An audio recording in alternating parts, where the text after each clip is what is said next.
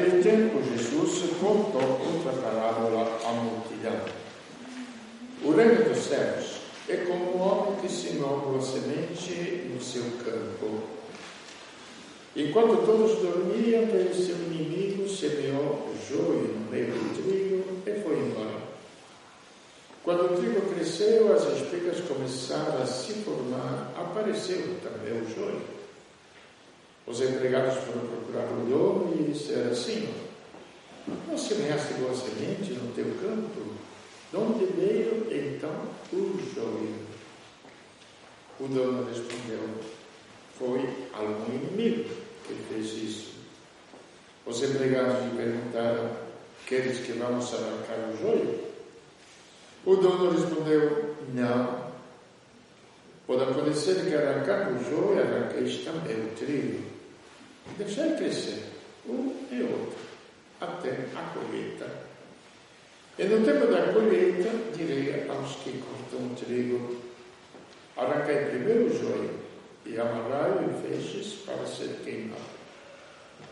Recolhei, porém, o trigo no meu celeiro. Jesus contou-lhe outra parábola. O reino dos céus é como uma semente de mostarda que um homem pega e semeia no seu campo. Embora ela seja a menor de todas as sementes, quando cresce, fica maior do que as outras plantas. E torna-se uma árvore, de modo que os pássaros vêm e fazem ninhos em seus ramos. Jesus contou-lhes ainda uma outra parábola. O reino dos céus é como um fermento que uma mulher pega e mistura com 3 porções de farinha, até que tudo fique fermentado. Tudo isso Jesus falava em parábolas às multidões. Nada lhes falava sem usar parábolas. Para se cumprir o que foi dito pelo profeta: abrirei a boca para falar em parábolas. Vou proclamar coisas escondidas desde a criação do mundo. Então Jesus deixou as multidões e foi para casa. Seus discípulos aproximaram-se dele e disseram: explica-nos a parábola do joio. Jesus respondeu: aquele que semeia a boa semente é o Filho do Homem. O campo é o mundo. A boa semente são os que pertencem ao reino. Os joios são os que pertencem ao maligno. O inimigo que semeou o joio é o diabo. A colheita é o fim dos tempos. Os ceveiros são os anjos. Como o joio é recolhido e queimado ao fogo, assim também acontecerá no fim dos tempos. O Filho do Homem enviará seus anjos, eles retirarão do seu reino todos os que fazem outros pecar e os que praticam o mal. E depois os lançarão na fornalha de fogo. Aí haverá choro e ranger de dentes. Então os justos brilharão como o sol no reino de seu Pai. Quem tem ouvidos, ouça. Palavra da salvação.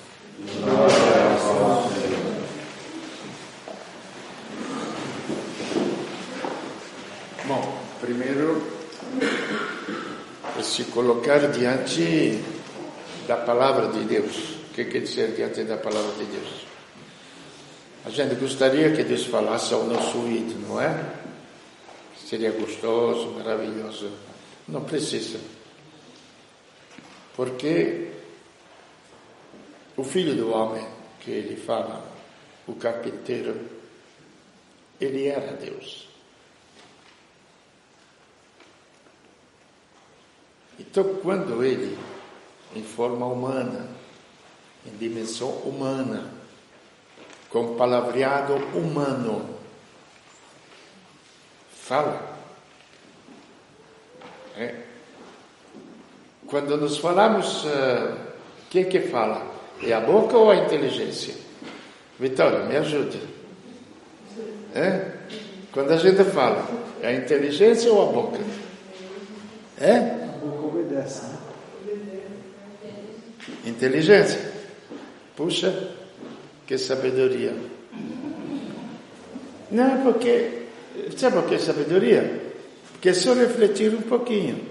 Então, quando o Filho do Homem, o carpinteiro, fala, a inteligência dele é o quê? É o verbo. Então, se nós nos acostumássemos a ler o Evangelho com a simplicidade de coração, sabendo que é o próprio Deus que fala aquilo, não sei se tem alguma universidade tão grande que possa explicar, porque nas parábolas aqui ele fala de forma assim para o povo compreender o sentido, mas não a realidade. Porque a realidade, ela é simplesmente vivenciada. A realidade é uma experiência de vida. A parábola é um exemplo que leva a esta experiência de vida. Então ele fala coisas em parábolas escondidas desde a criação do mundo. E veja bem, o tema do mal no mundo não é um tema qualquer. O tema da morte no mundo não é um tema qualquer. Se trata de grandes universidades, por isso que vejo, quando você vai à igreja, gente, não são coisas pequenininhas, assim, não. São coisas de interesse globais. E tem relação à nossa existência de vida. Quando terminou, que ainda se repete, o famoso Holocausto, que gozado, todo mundo fala dos holocaustos dos judeus, ninguém fala do Holocausto dos homossexuais, com Hitler, que eles também foram eliminados, não foram só os judeus. Dos holocaustos dos inimigos, também. Compreende? E alguém, terminando a guerra, falou assim: onde você estava, Deus? Onde você estava, Deus? Se nós olharmos a corrupção, seja no mundo, a corrupção dentro de nós, que gostaríamos de ser, pelo menos eu gostaria, de ser melhor, mas a gente sempre se encontra na mesma merdinha todo dia, repetindo os mesmos erros, as mesmas besteirinhas, mesmo que não sejam grandes aos olhos, assim, entende? E o campo não é somente a sociedade, porque a sociedade é feita de pessoas. E se a sociedade é feita de pessoas, que acontece? Que o mal está dentro da pessoa, dentro do ser humano. Nos domingos passados, não lembro se foi domingo passado ou outro domingo, fala que a criação toda foi submetida ao mal, não por ela mesma, mas por aquele que a submeteu, que é o ser humano. A criação toda. Por quê? Que sentido tem o universo? E que sentido tem nós termos aparecido neste universo? Nós termos sido gerados deste... porque meus pais, porque são as leis da natureza, porque casa, tem filhos. Não, não é bem assim. Não é bem assim. Tudo deve ter um sentido.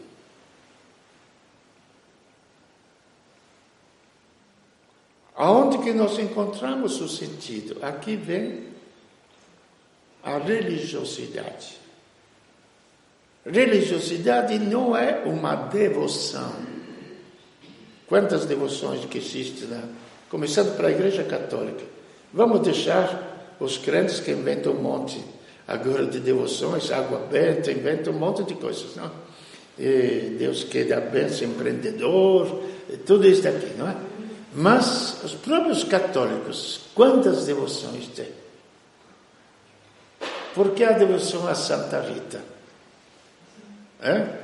Me digam vocês. Por que existe a devoção a Santa Rita? Os casos impossíveis, ela resolve. Então, nós formamos o que? A religiosidade como quebra-galho. Resolver os problemas, que na hora é um problema, lógico.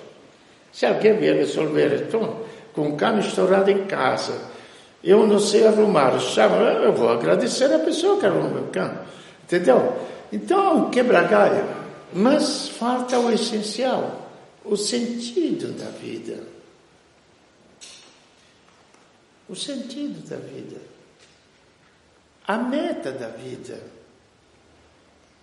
A destruição da vida. Ontem fui vencer um corpo, uma senhora que faleceu. Então, que sentido tem? Ter criado uma família, ter sido uma mulher honesta, maravilhosa no seu trabalho, etc., para depois terminar.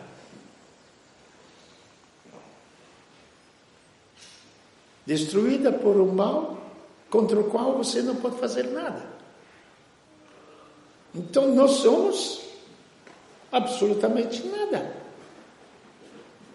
Sendo que essa senhora, mais 2, 3 anos, que já estava na cama, sem falar, sem nada, foi totalmente destruída. Aí que vem, em Cristo, a outra parábola. O reino dos céus. Quando Jesus fala do reino dos céus, ele fala de quê? De Deus. E quem é Deus? Não é Javé, não é Alá, não é Deus que nós chamamos.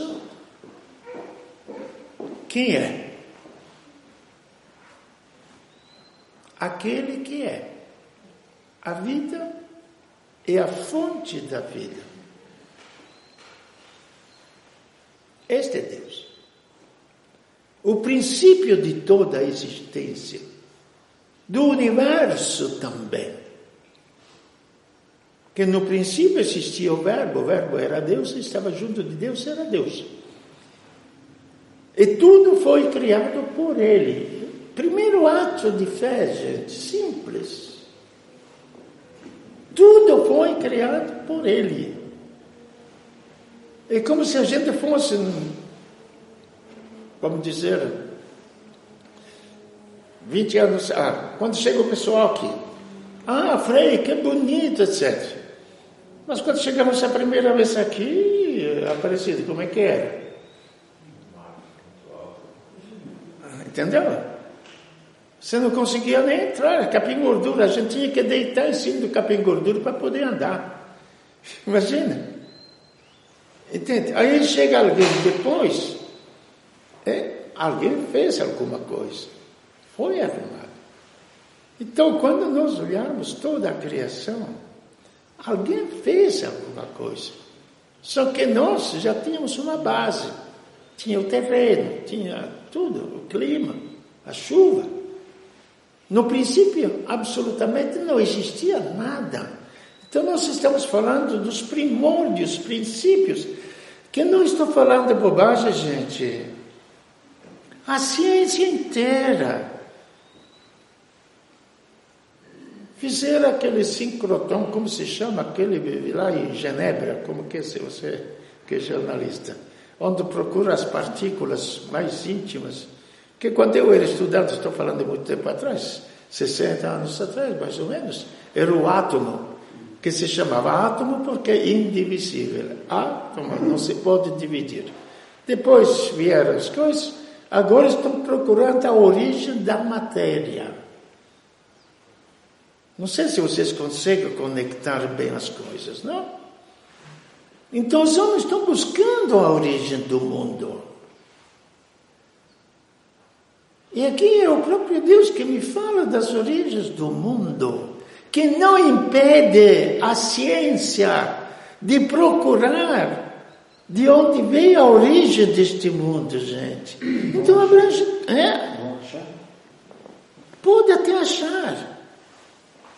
Mas pela fé é muito mais fácil. Sabendo que a origem é outra, então, cientificamente, você vai analisando e vai descobrindo. Compreende? Mas isso vai levar, claramente, se achar, vai levar a Deus, que é fonte da vida.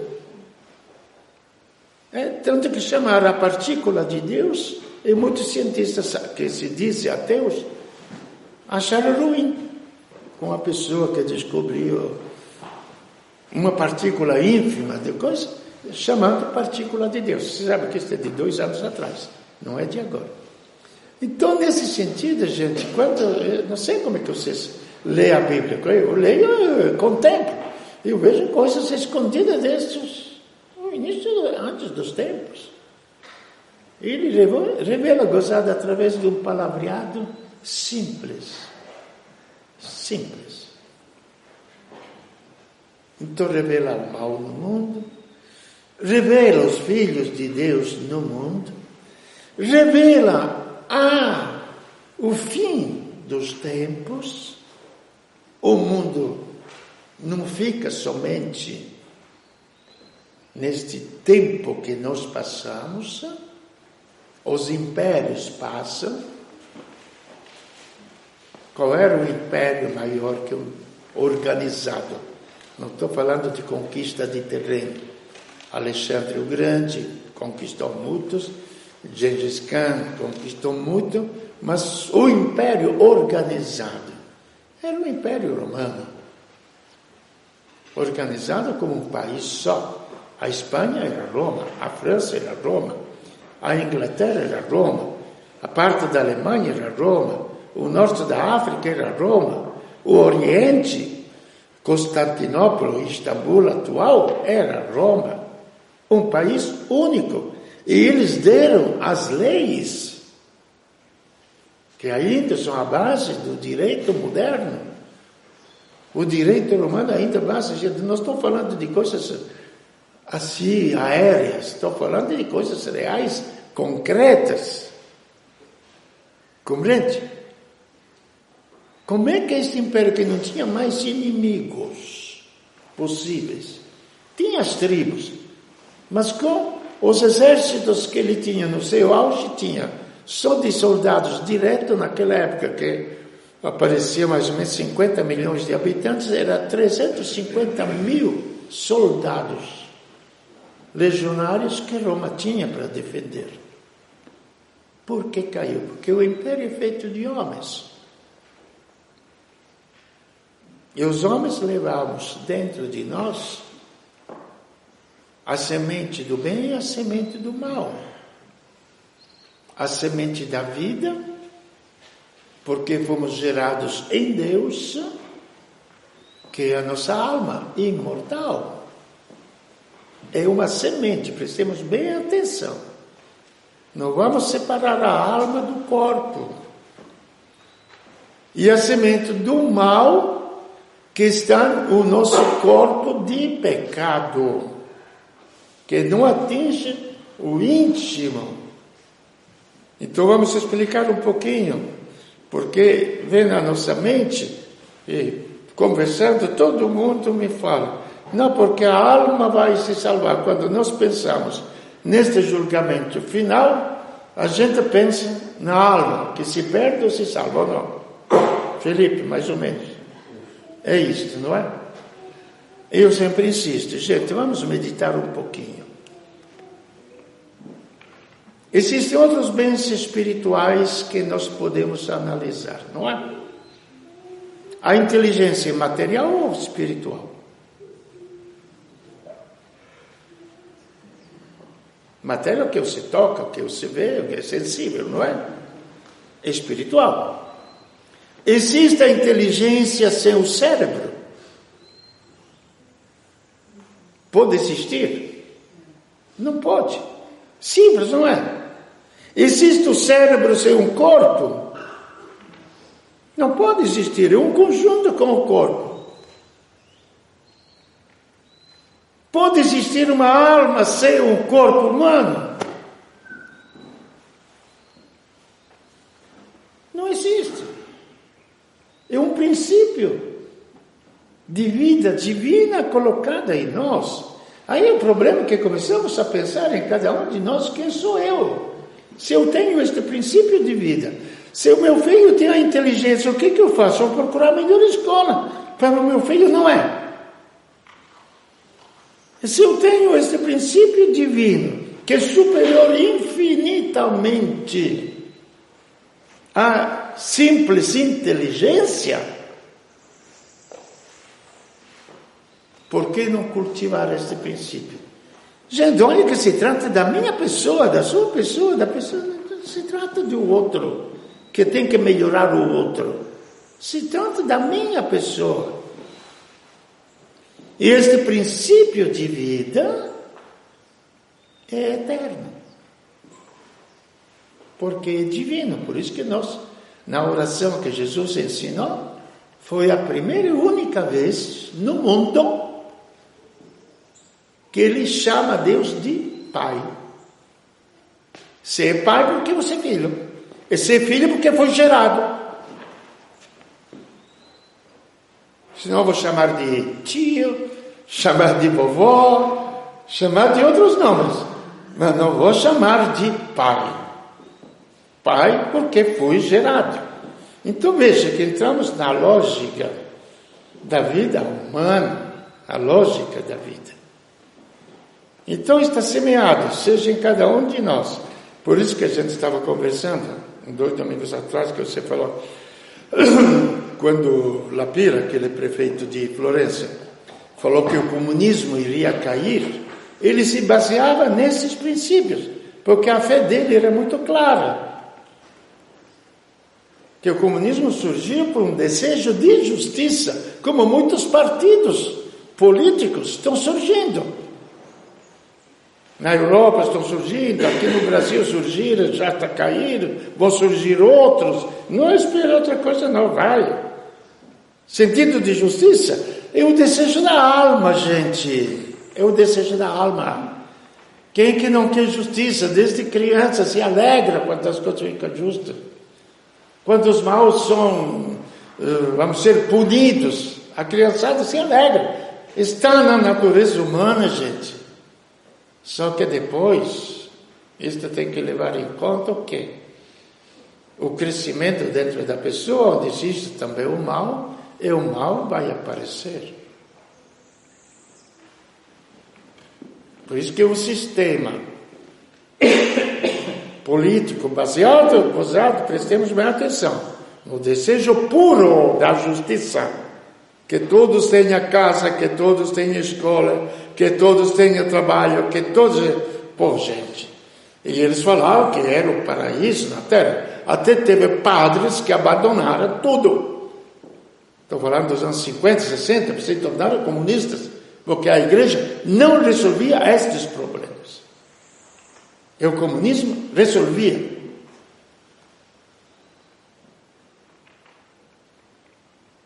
Mas está o mal e o bem semeado dentro, o inimigo, o joio e o trigo. Crescendo, eis porque Lapira falou, vai cair o sistema. Porque o sistema é dirigido pelos homens corruptos. O desejo é puro, como um desejo de vida eterna, que a vida não acabe numa morte, é puro. Só que a realidade depois me mostra que a morte. E assim as coisas feitas pelos homens não funcionam. Aí vem a outra parábola. O reino dos céus é como um fermento. O que é o fermento? Um pouquinho dentro da massa. E ele vai fermentando tudo. Assim o reino dos céus está dentro de nós.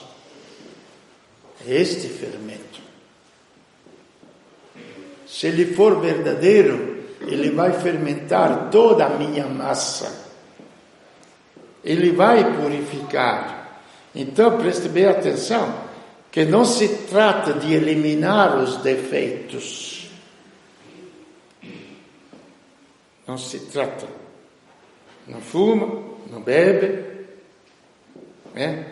Até o Giacomini está falando outro dia, já.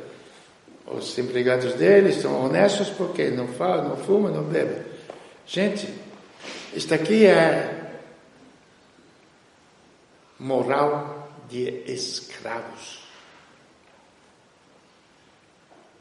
Por incrível que pareça. É moral de escravos. Não sou eu que estou falando isto. É um monge do Antigo Egito. A moral de Cristo é moral de vida. Não é não fazer, é ser. Dá para entender esta frase ou não? Ou é difícil? Não é não fazer coisas erradas. Porque defunto não faz coisas erradas. Defunto não rouba, não estupra, não fuma, não bebe. Nós queremos uma religiosidade de defunto ou uma religiosidade de vida. Aí chegamos ao ponto principal. O que Cristo trouxe na terra? Quando perguntaram os primeiros cristãos, Roma deu as leis ao mundo, organizou o império. Vocês cristãos, o que vocês trazem? Nós não trazemos nada. Cristo trouxe a vida. E no Evangelho nós encontramos a resposta dele próprio. Eu vim para que tenham vida e a tenha em abundância. Então nós partimos biologicamente, analisando cada um de nós, do não ser. Como estou bastante velho, vou dizer, 100 anos atrás, eu não era, nem existia, nem participava, nem com a ideia, por mais que me esforçasse, de pertencer ao mundo que existia, porque não tinha nem conhecimento, não é? Alguém que biologicamente tinha vida, que fora meus pais, me transmitiram a vida deles. O que fizeram? Está na cara de todo mundo sabe mais do que eu. Deixaram esta semente de vida crescer no ventre de uma mulher. Todo o organismo da mulher é feita para gerar tudo. Isto eu posso falar com garantias pelos vários cursos que a gente fez com gestantes, aprendi das mulheres, refletindo, vi de onde surgiu depois o hospital, etc. E depois não parou isso. Não parou nisso. Meu pai e minha mãe trabalharam para me alimentar. Hoje de manhã, certo, me veio uma ideia, falei, gozado. Eu chupei o leite de minha mãe. E Cristo me dá o sangue.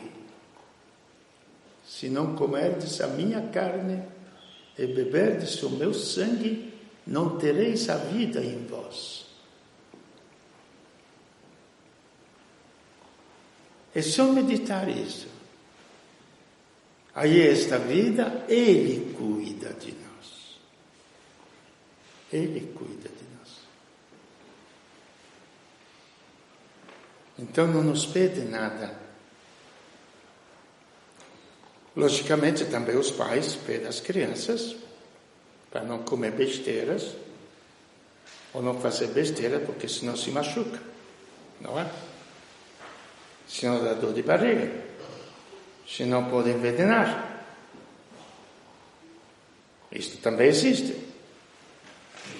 Então aí vem algumas coisas, não faça isto, é parte negativa, mas não é a essência. Gente, o que eu quero insistir é isto, não é a essência da criação, do desenvolvimento dos filhos. Não comer as porcarias, não fazer besteira. A essência é crescer, desenvolver. Então muda todo o aspecto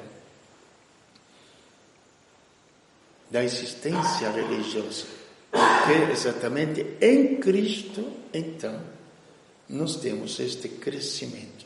E no fim dos tempos, como se trata de vida, deste Evangelho, nós criamos aquela imagem muito nossa, o fogo do inferno e os anjos do paraíso.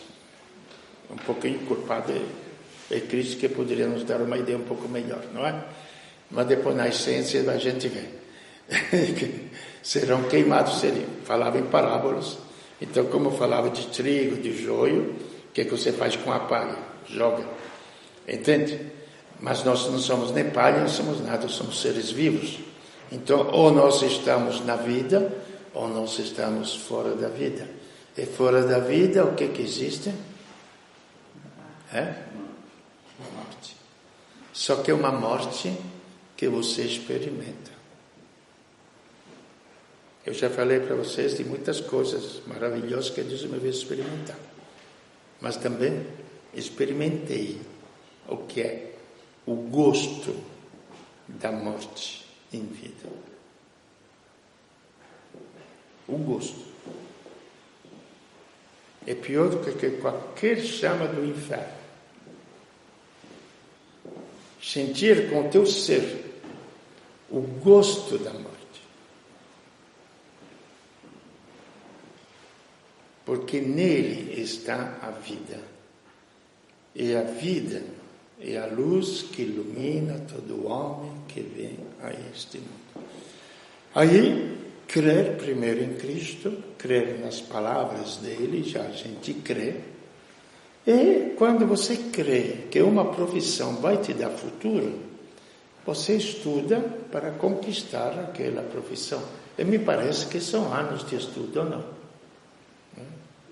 São anos de estudo. Para uma profissãozinha pequenininha que me faça ganhar o pão de cada dia, não é? Não é? Um bom emprego, um bom salário, não é? E a profissão de ser gente em Cristo não é uma boa profissão, não.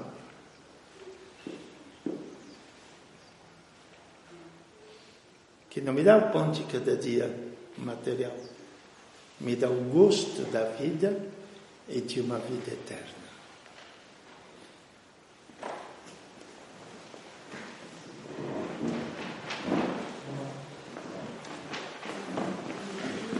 Creio em Deus Pai,